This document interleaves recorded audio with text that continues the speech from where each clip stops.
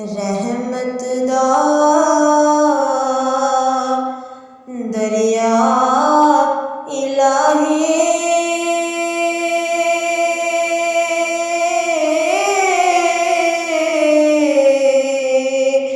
ते हर दम वगदा तेरा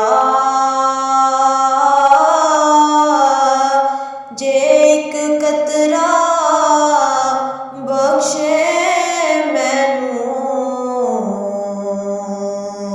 ते कम बन जा।